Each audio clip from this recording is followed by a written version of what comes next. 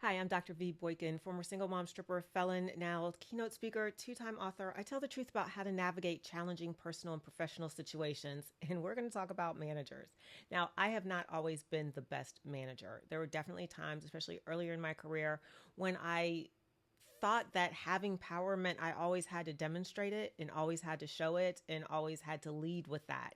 And it made me not humble, not gracious, and also not very effective in bringing out the absolute best in my team. So if you have a manager, because I would do this, I would just feel like I could cut the conversation off whenever I was done talking. Like whenever I had enough, whenever I was challenged, whenever the conversation wasn't going my way, and definitely when someone made a point that I didn't have anything I could rebut it with or say back, yeah, it's time to end the conversation. Except that's not exactly right. And if you have a manager that is doing that to you, I'm going to give you some sound bites you can use. And if you're a manager doing that, stop it. You have all the authority. You have all the power. You don't actually need to assert all the control.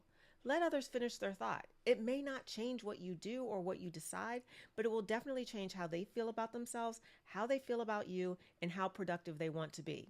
So the next time you get a manager who is in a cycle of, oh no, I've been found out, I must stop the conversation, or oh no, they have a good point and I'm about to look foolish, or who knows, whatever else is going on in their minds, I can only speak for what used to go on in mine, you can say something like, thanks for your input.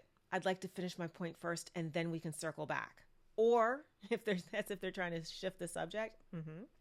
Or you can say, I need to be able to finish my thoughts before we move on. That can kind of work too. You could also say, I think it would be more effective if we could discuss this over email to ensure all points are covered. Whatever you can do to make sure that you are saying, hey, this is not okay with me. I don't like the way you're acting. And also, and even more importantly, especially to the person talking, I have a right to be heard. In the professional space, you are in your role because you have certain skills, expertise, or knowledge. No one has a right to stifle your ability from contributing what you were hired to share, your thoughts, ideas, skills, and knowledge. So remember, you do have a right to push back on your manager. And of course, make sure that you're keeping a record. It says when it comes up and when it comes out, they're going to ask you for examples because they may actually not be aware of how many times they're doing it or even that they're doing it. I knew I was doing it. I just didn't know I was wrong for doing it. So if you have a manager that's showing these toxic signs, I hear you. They're probably doing the best they can, but that doesn't mean you can't set boundaries, redirect, and also make sure you're heard.